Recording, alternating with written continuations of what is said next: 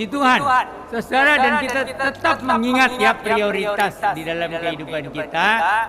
Cinta Tuhan, cinta keluarga, jaga kesehatan. Shalom sahabat Alpetra Ministry, kita berjumpa kembali di channel Alpetra Ministry yang tentunya tidak sekedar memberikan deskripsi, tapi juga memberikan solusi. Sahabat Alpetra Ministry, sudah hadir bersama kita sekarang ada Bapak Pendeta Ian Anthony yang akan berbagi bagi kita, tentunya diharapkan bisa menambah wawasan keimanan Kristen kita ya. Baik sahabat Alpetra, kita langsung menyapa dan mulai saja di kesempatan kali ini. Shalom Om, apa kabar Om? Shalom, puji Tuhan, sehat. Ya Om, tentunya sehat selalu ya Om. Seperti tagline kita, cinta Tuhan, cinta keluarga, jaga kesehatan. Om, ini Om, baru-baru ini kan kita kembali ya, selalu diganggu lah, atau bukan diganggu sih, tapi mungkin ada beberapa dari kita yang merasa terganggu. Kok kenapa ya mengasihi itu di dalam iman kita kepada Tuhan Yesus kok seperti ini gitu Om. Ada jemaat yang mengeluh, kok gereja tuh lebih merhatiin orang lain, gak merhatiin jemaatnya sendiri gitu Om. Terus kok kenapa gereja itu malah keluar terus gitu. Ini kenapa gerejanya ketakutan apa gimana gitu, seolah-olah kayak nyogok orang lain gitu biar nggak diganggu.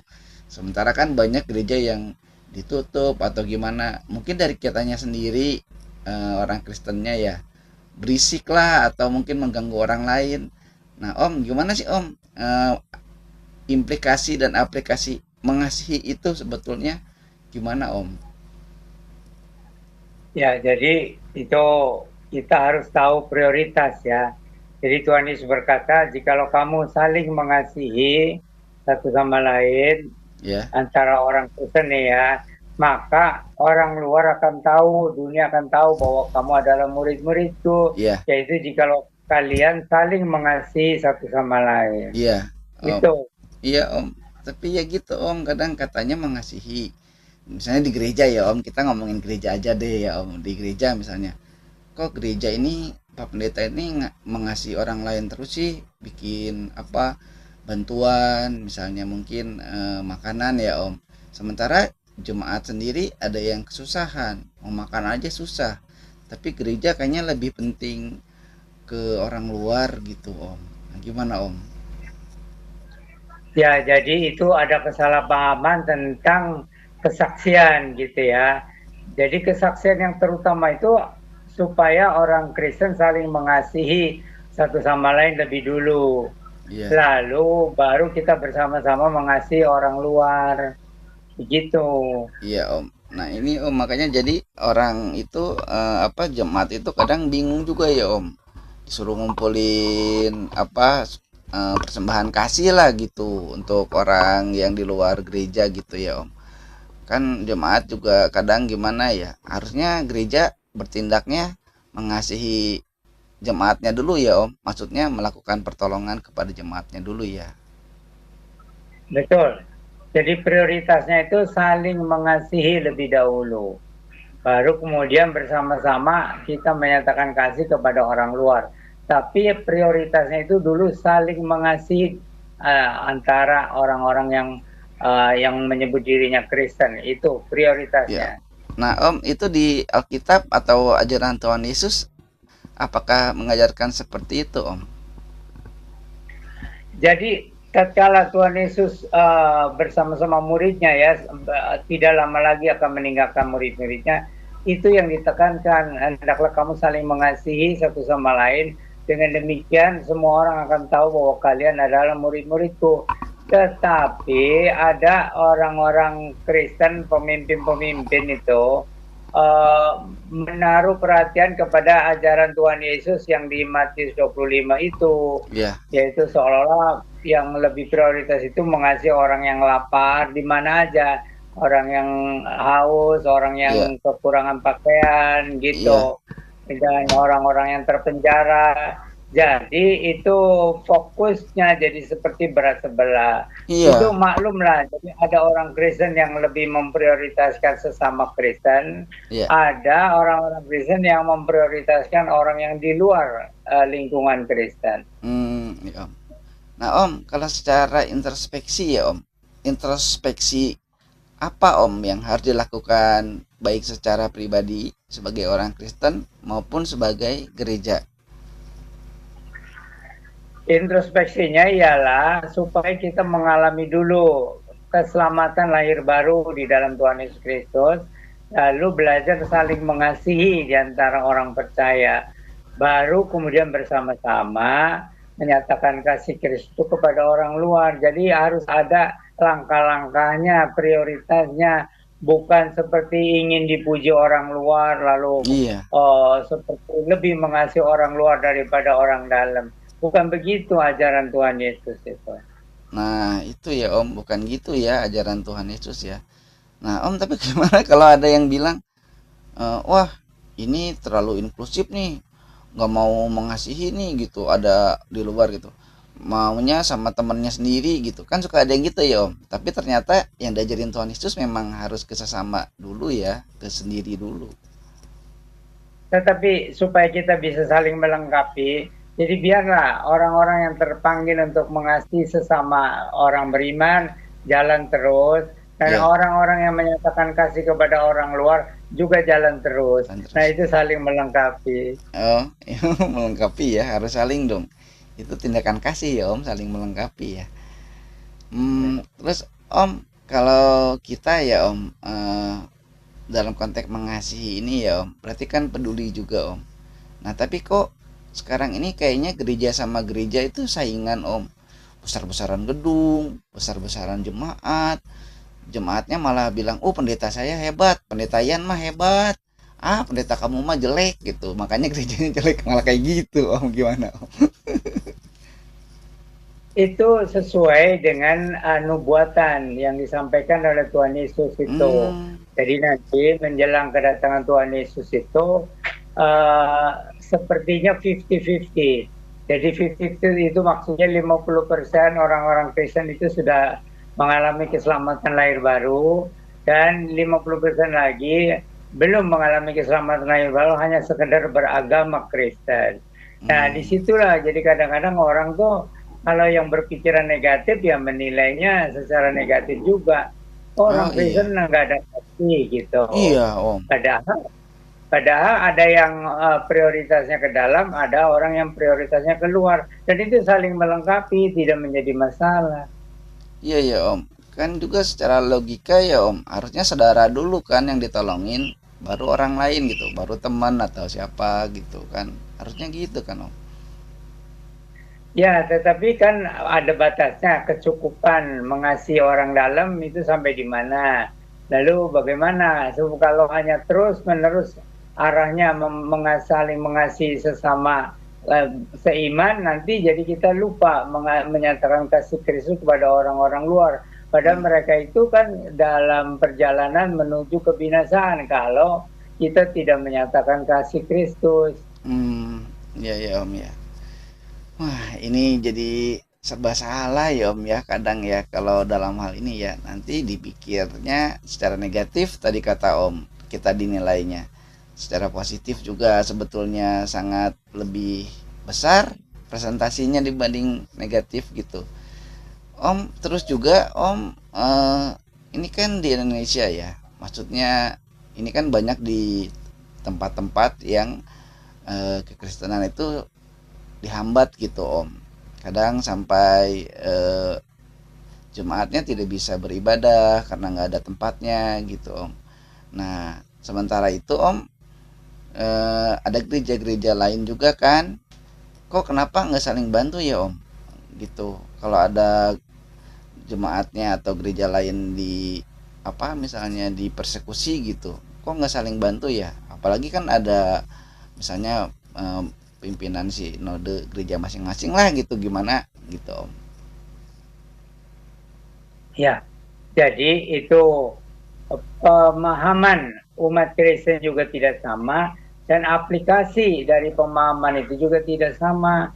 Jadi kita tidak saling menghakimi, tapi kita saling mendukung. Gitu. Ada yang mengutamakan mengasihi orang-orang sendiri seiman, ada yang mengutamakan mengasihi orang luar. Kita coba saling mengisi saja. Iya ya Om. Terus juga Om, kalau misalnya kita mau membangun sebuah tempat ibadah gitu ya Om, harusnya kan kita juga bersosialisasi dengan baik ya Om, dengan di sekitar tempat yang mau kita buat gereja gitu. Misalnya juga kita menjaga parkir ya Om. Kadang-kadang parkir kan ngehalangin jalan orang gitu Om. Terus kalau pakai musik kencang banget kayak ada pesta gitu kan ganggu ya Om kalau kayak gitu. Ya, itu yang dinamakan hikmat, bagaimana kita menempatkan diri gitu. Nah, mengenai hikmat ini kan orang tidak sama memiliki hikmat itu.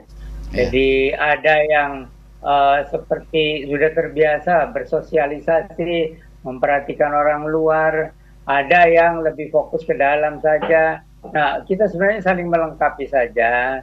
Jadi tidak saling menghakimi, tapi saling melengkapi dan saling mendukung. Ya Om. Om, gimana dengan adanya persaingan Om di antara gereja ya? Mungkin tidak kelihatan, tapi ya ini rahasia umum lah Om. Gimana Om itu Om? Nah itu jadi sifat kekanak-kanakan itu sepertinya masih terbawa sesudah kita diselamatkan, sudah bertumbuh juga ya, dan kita juga sudah berpendidikan kadang-kadang sampai S2, S3 gitu ya. Tetapi itu ada ketidakseimbangan pertumbuhan rohani dengan pertumbuhan akal gitu. Jadi mestinya itu seimbang lah. Memang terutama rohani dulu, tapi juga jangan lupakan untuk bertumbuh secara akal, secara sosial gitu. Nah di sini menjadi pendeta itu memang tuntutannya berat, ya. Jadi harus berpandangan luas, juga harus memahami kehendak Tuhan, memahami firman Tuhan, dan memahami juga tugas-tugas yang dihadapkan oleh Tuhan gitu. Kadang-kadang itu orang itu fokusnya kemana gitu ya. Mestinya itu fokusnya kepada Tuhan. Nanti Tuhan yang mengarahkan apa yang harus kita lakukan gitu.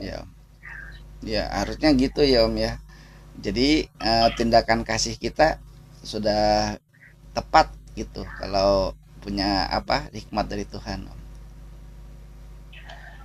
Memang gereja itu tidak ada yang sempurna ya. Jadi ada 7 gereja tuh di Asia Kecil yang dikirimi surat ya oleh Tuhan Yesus ya lewat Rasul Yohanes atau apa tuh? Iya betul. Om agak lupa itu ya. Iya di kitab Wahyu Om. Itu kan macam-macam. Jadi tidak ada gereja yang sempurna. Tetapi marilah kita melakukan yang penting-penting itu harus didulukan prioritas, saling mengasihi dan mengabarkan Injil.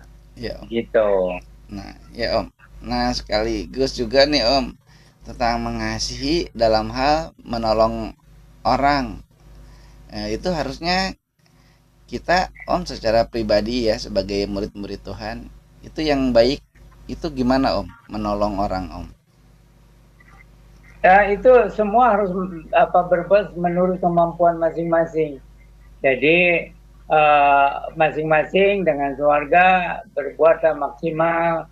Tetapi kalau kita mempunyai persekutuan yang baik dengan keluarga Kristen yang lain, kita bisa bicarakan. Tetapi kita tidak bisa memaksakan ya kemauan kita. Di dalam gereja pun di situ ada pimpinannya. Kadang-kadang juga pandangannya berbeda-beda gitu. Makanya orang Kristen itu harus banyak berdoa baik untuk kebangunan rohani maupun untuk penginjilan. Dua-duanya sama pentingnya. Ya Om. Kalau gitu Om, bagaimana dengan adanya pandangan atau ajaran yang dibilangnya dasarnya dari perumpamaan tentang janda miskin Om? Jadi suka khotbahkan atau ditekankan gitu di gereja jemaat itu harus memberi justru dari yang tidak adanya gitu, dari ketidakpunyaannya itu harus bisa memberi gitu. Nah itu Gimana Om itu ajaran yang benernya Om? Jadi itu bergantung kerohanian masing-masing ya, dan kerohanian jemaat gitu. Tapi juga banyak juga terpengaruh atau bergantung kepada kerohanian hamba Tuhan, pendeta, gembala sidang, gitu ya. Dan memang nggak ada gereja yang sempurna sih. Tapi setiap orang Kristen, apalagi hamba Tuhan, berbuatlah yang maksimal gitu, berbuatlah yang terbaik menurut pimpinan Roh Kudus dan firman Tuhan. Ya Om, maksudnya gini Om, misalnya ya Om, orang nggak ke gereja gitu, karena dia nggak punya ongkos Om, gitu. Sekalipun misalnya dia bisa ke gereja, ada ongkos untuk naik kendaraan umum ke gereja, nyampe di gereja, dia hanya ada uang untuk ongkos pulang, nggak ada lagi uang gitu. Mungkin ada lebihnya untuk beli beras atau beli makanan sepulang dari gereja, tapi dikotbahin gitu sama pendetanya, justru saudara-saudara dari yang sedikit itu dikasih aja buat Tuhan semua. Kan kasihan Om, masa orangnya pulang jalan kaki nggak bisa beli beras Om, gimana Om? Ya nggak gimana-gimana, itu pendetanya aja, jadi dia fokusnya kemana, fokus kepada jiwa-jiwa, kepada jemaat, atau fokus kepada persembahan gitu. Jadi janganlah khotbah tentang ayo kasih persembahan sebanyak-banyaknya. Yang penting itu hamba Tuhan ya fokusnya bagaimana mendewasakan kerohanian jemaat, dan yang belum mengalami keselamatan lahir baru ya dibimbinglah soal jalan keselamatan lahir baru. Jadi fokus hamba Tuhan itu bukan kepada uang gitu. Nah, itu jelas ya sahabat Apetra, tegas itu sama Om Yan ya.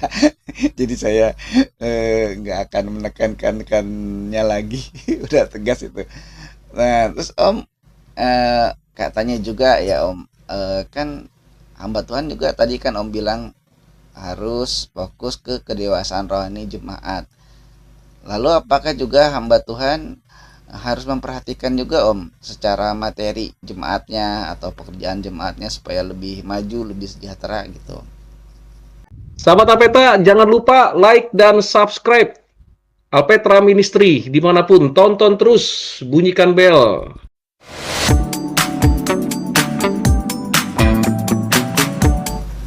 Ya itu kan dipikirkannya oleh majelis gereja. Jadi hamba Tuhan itu salah satu dari majelis gereja kan biasanya begitu.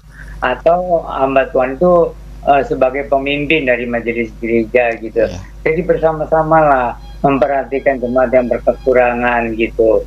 Jadi jangan hanya menuntut hamba Tuhannya, sama-sama lah gitu, hamba Tuhan dan majelis gereja bersama-sama bagaimana melakukan kehendak Tuhan, baik ke dalam, baik keluar, begitu baik soal rohani maupun soal sosial, begitu kira-kiranya.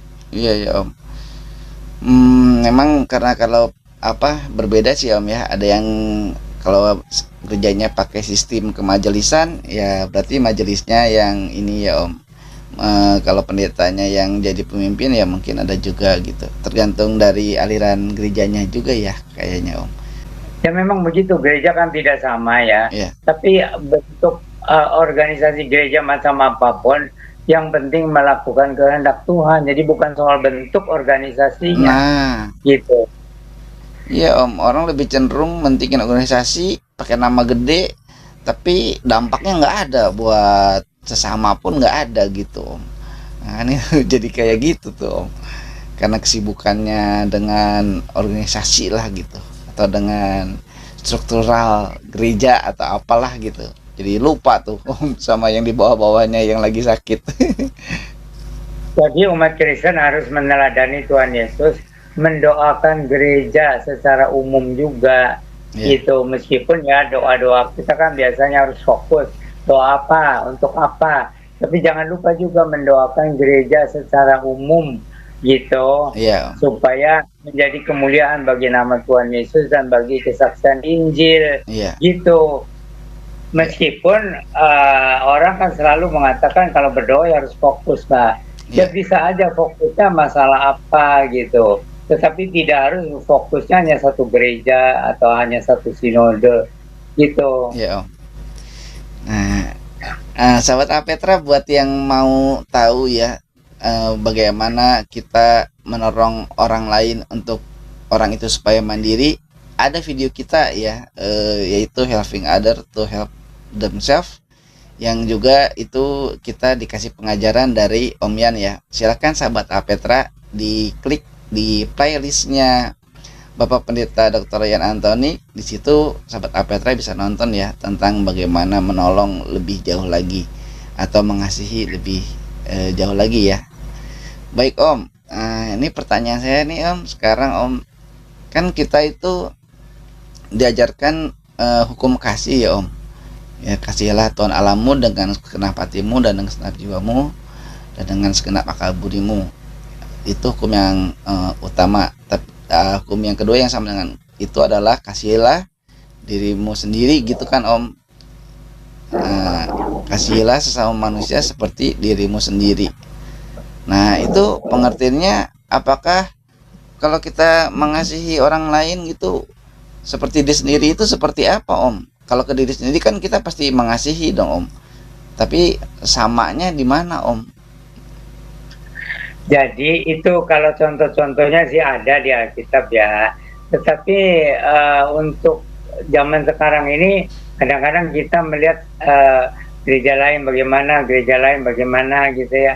Nah, jadi kita tidak saling menghakimi tapi saling mendukung ya. Dan saling memberikan keteladanan apa yang kita sudah pelajari dari Tuhan Yesus itu ya. Jadi apakah di dalam soal iman kita kekurangan, mari kita tumbuhkan iman kita. Apakah di dalam soal kasih, nah ini justru yang menjadi kesaksian itu ya, soal mengasihi. Banyak kritikan-kritikan katanya ajaran Yesus itu terutama kasih, tapi mana buktinya gitu ya. Jadi itu tidak ada gereja yang sempurna, tetapi marilah yang mengaku sebagai gereja, sebagai hamba Tuhan, kita saling mendukung satu sama lain, sesama hamba Tuhan, sesama ya gereja meskipun denominasi lain ya. Gitu. Jadi kita juga sediakan waktu mendoakan gereja secara umum, gitu. Bukan hanya secara khusus, gitu. Karena ya kan yang namanya gereja yang masih memasyurkan Injil Tuhan Yesus itu masih saudara kita, kecuali kalau gereja itu mengajarkan yang di luar dari Injil gitu ya. Itu juga kan gitu, gereja aliran sesat dan sebagainya. Nah, itu kita serahkan saja sama Tuhan dah itu. Iya. Baik Om, ini penting ya. Baik Om, adakah pesan dari Om untuk para penonton Alpetra Ministry tentang peduli dan mengasihi ini Om? Silakan Om. Tuhan Yesus menekankan tentang kasih ya. Hendaklah kamu mengasihi sesama manusia seperti diri sendiri. Tetapi kepada gereja juga Tuhan Yesus menekankan semua orang akan tahu jikalau kamu saling mengasihi. Jadi kita harus kembali lagi kepada ajaran Tuhan Yesus. Jadi supaya jemaat itu pertama tentu saja mementingkan keselamatan lahir baru. Ya, tetapi jangan berhenti di situ. Kalau berhenti di situ jadi seperti bayi-bayi rohani. Sudah selamat belum? Sudah. Tapi kerohaniannya masih seperti kekanak-kanakan. Gitu. Jadi kadang-kadang yang ditonjolkan iman, tapi tidak ada kasih gitu ya. Tapi sebaliknya ada juga orang yang lebih mementingkan kasih, tapi belum mengalami keselamatan lahir baru. Nah ini kita tidak saling menghakimi, tapi kita saling melengkapi, saling mendoakan satu sama lain gitu. Memang yang utamanya itu supaya setiap orang kita mengalami keselamatan lahir baru, tapi kan harus bertumbuh. Itu harus bertumbuh, berbuah gitu. Ya itulah, jadi makanya kita harus menyediakan diri juga di dalam doa-doa kita, mendoakan gereja yang lain, bukan menghakimi ya, tapi mendoakan untuk kemuliaan nama Tuhan Yesus dan Injilnya. Ya. Baik Om, terima kasih untuk kesempatan di kali ini yang sudah memberikan kepada kita semua pengajaran untuk menguatkan iman kita. Baik sahabat Alpetra, sampai di sini dulu perjumpaan kita di kesempatan kali ini. Walaupun singkat, saya percaya banyak yang bisa dijadikan sebagai solusi ya, bukan sekedar deskripsi dari channel kita ini. Baik sahabat Alpetra Ministry, salam cinta Tuhan, cinta keluarga, jaga kesehatan, Maranatha. Terima kasih Om.